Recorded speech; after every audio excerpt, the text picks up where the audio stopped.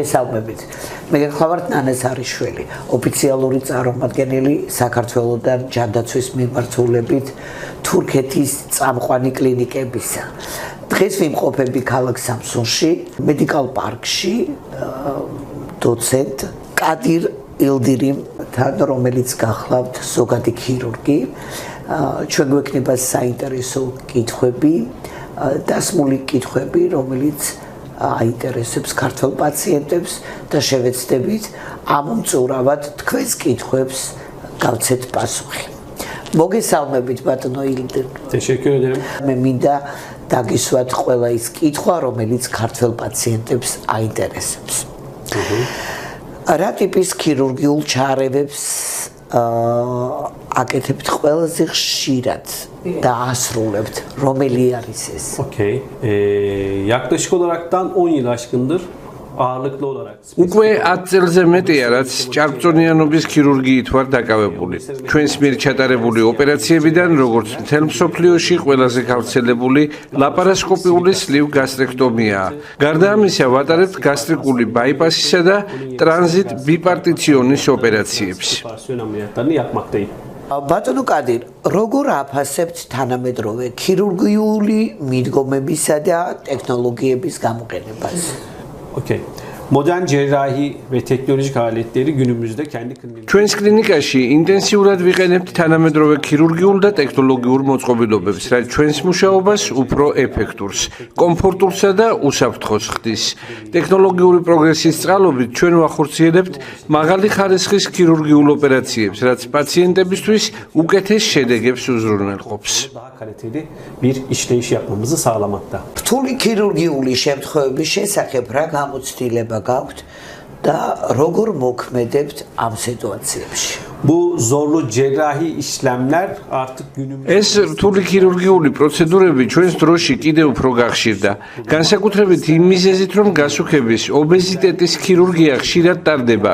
ჩვენს კლინიკაში განსაკუთრებული ყურადღება ექცევა რევიზიის ოპერაციებს, რაც გულისხმობს პაციენტების მკურნალობას, რომლებმაც უკვე გაიკეთეს ოპერაცია, ან განიცადეს გართულებების სხვა კლინიკებში. ჩვენ ხელახლა ვატარებთ ქირურგიულ ჩარევებს იმ პაციენტებისთვის, რომლებმაც ოპერაციის შემდეგ კვლავ მოიმატეს წონაში ან განიცდიან დიაბეტთან დაკავშირებულ პრობლემებს. ამ მიმართულებით ჩვენს კლინიკაში ოპერაციები ინტენსიურად მიმდინარეობს. yoğun bir şekilde ameliyatlarımızı sürdürmekteyiz. ოპერაციის შემდეგ აღდგენისა და შემდგომი ნაბიჯების დაგეგმვისას რა მიდგომებს იყენებთ? Ameliyat sonrasında özellikle iyileşme ve onların ოპერაციის შემდგომი გამოჯანმრთელებისა და პაციენტების მონიტორინგის პროცესს განსაკუთრებულ ყურადღებას ვაქცევთ. ოპერაციის შემდეგ პაციენტები სტაციონარში 3 დღეს ატარებენ, რის შემდეგაც უბრუნდებიან ჩვეულ ცხოვრების წესს.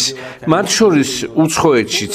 მნიშვნელოვანია, რომ ჭარბწონიანობისა და მეტაბოლური ქირურგიის შემთხვევაში მხოლოდ ოპერაცია არ არის საკმარისი. აუცილებელია პაციენტების მონიტორინგი და მათთან მუდმივი კომუნიკაცია. განსაკუთრებულ ყურადღებას ვაქცევთ რევიზიულ ქირურგიას, სადაც ადრე ოპერირებულ ან გართულებების მქონე პაციენტებზე ვმუშაობთ. çok konforlu olduğunu söyleyebilirim. როგორ უზრუნველყოფთ მუშაობას ნეიროქირურგთან ან სხვა სპეციალისტთან თანამშრომლობისას? Evet, bu bence çok önemli bir soru. Çünkü ეს საკითხი განსაკუთრებით მნიშვნელოვანია, რადგან ჭარბწონიანობისა და მეტაბოლური ქირურგიის დროს აუცილებელია მრავალპროფილური სამედიცინო გუნდის მუშაობა. გართულებების შემთხვევაში სხვადასხვა სპეციალობის ექიმებთან კოორდინაცია კრიტიკულად მნიშვნელოვანია. ჩვენს კლინიკაში გამოცდილი სპეციალისტები მუშაობენ, რაც პაციენტებისთვის უსაფრთხოებისა და ხარისხიანი მკურნალობის დამატებით გარანტიას წარმოადგენს. için çok önem arz eden bir konu diyebilirim tekrarında. რამდენ ხანს გრძელდება გამოჯანმრთელების პროცესი და რა სიმპტომებს უნდა ველოდოთ? Şimdi bu ameliyatlar kapalı ameliyatlar ოპერაციები ლაპარასკოპიული მეთოდით ტარდება, რაც აღდგენას უფრო კომფორტულსა და სწრაფს ხდის. თუმცა პაციენტებს ადაპტაციის პერიოდი აქვთ, რადგან კუჭის ზომა მცირდება და ზოგჯერ ნაწლავებიც მორგებას საჭიროებენ. ამ პროცესში ყველაზე ხშირად აღინიშნება საჭმლის მონელების პრობლემები, გულის რევა და შებერილობა, თუმცა ეს სიმპტომები ძირითადად პირველივე თვის განმავლობაში ქრება. yemeleri gerektiğini öğrenmiş oluyorlar. ოპერაციის შემდეგ რა გართულებები შეიძლება წარმოიშვას და როგორ უნდა გავუმკლავდეთ მას?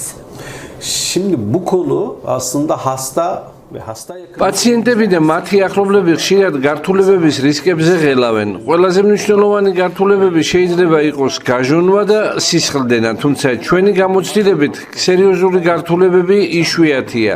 სისხლდენის რამდენიმე მცირე შემთხვევა იყო, რაც ადგილზე ეფექტურად ვმართეთ. alakalı tüm ekip ve donanımlarımızda mevcut. როგორ აფასებთ ოპერაციის რისკებს და საუკეთესო შედეგებს როდის უნდა ველოდოთ? Ameliyatın riskleriyle alakalı aslında ameliyatın çok ქირურგიული ოპერაციების რისკებზე საუბრისას ყოველთვის სამეცნიერო კვლევებს ვეყრდნობთ. თუ შევადარებთ მაგალითად დახურულნაღლის ბუშტის ან აპენდიციტის ოპერაციებს, ჩვენი ოპერაციების რისკები იმავე დიაპაზონშია. სამწუხაროდ მედიაში ხშირად ეს ოპერაციები განსაკუთრებულად სახიფათოდ აღიქმება, მაგრამ რეალობა სხვაგვარია. საუკეთესო შედეგები გვაქვს შაქრიანი დიაბეტის შემთხვევაში. პაციენტებში უკვე მესამე დღეს შაქრის მაჩვენებელი ნორმალურ დიაპაზონში ბრუნდება. წონის კლების მხრივ ოპერაციის შემდეგ პირველ თვეში პაციენტები 8-15 კილოგრამს იკლებენ, ხოლო სრული შედეგი 8-12 თვეში დგება. oluyor. İdeal başarımıza da kilomuza da ulaşmış oluyoruz. ოპერაციის შემდეგ რეგულარული კონტროლი რამდენად მნიშვნელოვანია და რა ტესტები შეიძლება ჩატარდეს? Ameliyat sonrası düzenli takip olmazsa olmazlardan bir tanesi. ოპერაციის შემდგომი მონიტორინგი ერთ-ერთი უმნიშვნელოვანესი ფაქტორია. მოგახსენებათ, ჩვენ პაციენტები სხვადასხვა ქვეყნიდან გვყავს, მათ შორის საქართველოდან და ევროპიდან. მათთვის გეგმავთ რეგულარულ შემოწმებებს ოპერაციის შემდეგ პირველ თვეში, შემდეგ 3, 6, 9 და 12 თვეში. პაციენტებს ვაწვდით მათ ენაზე დაწერილ საჭირო დოკუმენტაციას, ხოლო თუ კლინიკაში მისვლა არ შეუძლიათ, გვიგზავნიან ანალიზებს, რომლებსაც ჩვენ ვამოწმებთ და საჭირო რეკომენდაციებს ვაძლევთ. ჩემი წარმატების ერთ-ერთი მთავარი მიზეზი სწორედ ოპერაციის შემდგომი აქტიური მონიტორინგია. Hastaların yakın takibi diyebilirim. თუ მომდევნო პერიოდში პრობლემა ან შეკითხვა გაჩნდება, როგორ შეგვიძლია დახმარება? Şimdi ilerleyen süreçte herhangi bir sorun ჩვენი კლინიკა 24/7-ზე მზადაა პაციენტების დასახმარებლად, როგორც კორპორატიული დაწესებულება კომუნიკაციას მარტივსა და ხელმისაწვდომს ხვდით მსოფლიოს ნებისმიერი წერტილიდან. პაციენტებთან მუდმივი კავშირი გვაქვს, რათა მათ სრული სიმშვიდე და უსაფრთხოება იგრძნონ. rahat olsun, bir şüpheye düşmesinler. როგორ ამზადებთ პაციენტს ოპერაციაზე და როგორ მიმდინარეობს პოსტოპერაციული აღდგენის პროცესი?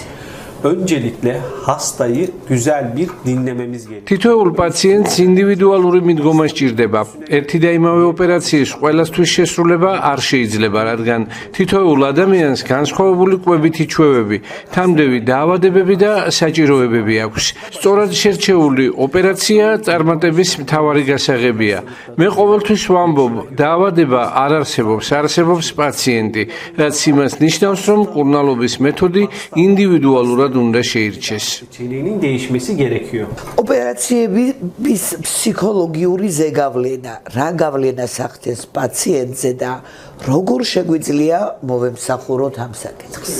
Şöyle söyleyeyim, bence ფსიქოლოგიური თვალსაზრისით ოპერაციის შედეგი განსაკუთრებით შესამჩნევია. ჩვენი პაციენტების დაახლოებით 40-50%-ს ფსიქოლოგიური ან ფსიქიატრიული პრობლემები აქვს, რომლებიც მკურნალობის შემდეგ უმჯობესდება. ჩვენ არ ვატარებთ ოპერაციებს ესთეტიკური მიზნით. ეს არის ჯანმრთელობის გაუარესებისთვის.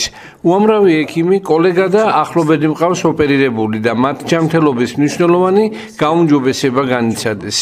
artık kullanmadıklarını ben yakinen biliyorum. რა ყურადღება უნდა მივაქციოთ ეფექტური პროფილაქტიკის განხორციელებისთვის ჩვენს ჯანმრთელობას? Güzel. Bence obezite kaderimiz olmasın. Benim sloganım da bu. კარგი კითხვა. ჭარბწონიანობა არ უნდა გახდეს ჩვენი ბედი. ეს არის ჩემი მთავარი გზავნილი და კიდევ უმთავრესი ფაქტორებია, ასევე სწორი კვება, ჯანსაღი ცხოვრების წესი, ფიზიკური აქტივობა და რა თქმა უნდა, ხშირი ღიმილი. Beslenmek, spor ve smile. ეხლა მინდა გითხრათ, ჩვენ გვესაუბრებოდა ბატონი კადირ ილდირიმი, დოცენტი. Şimdi ben doçent doktor Kadir Yıldırım. მე ვარ დოცენტი ექიმი კადირ ილდირიმი და მრავალი წელია რაც ჭარბწონიანობისა და მეტაბოლური ქირურგიით ვარ დაკავებული. ხშირად მეკითხებიან რატომ გამოვიყურები ასე ახალგაზრდად, რაც რა თქმა უნდა მომწონს. სინამდვილეში დაახლოებით 42 წლის ვარ და ამ სფეროში საკმაოდ დიდი გამოცდილება დამიგროვდა. ჩემი მიზანი პაციენტებისთვის ხარისხიანი მკურნალობის უზრუნველყოფაა. საქართველოდან უამრავი პაციენტი მყავს და ქართველი პაციენტები ძალიან მიყვარს. განსაკუთრებით ვაფასებ მათ საჩუქრებს, ქართულ ღვინოსა და დეკორატიულ ნივთებს, რომლებიც ჩემს კლინიკას მეტ სილამაზეს სცემს. O yüzden onları seviyorum.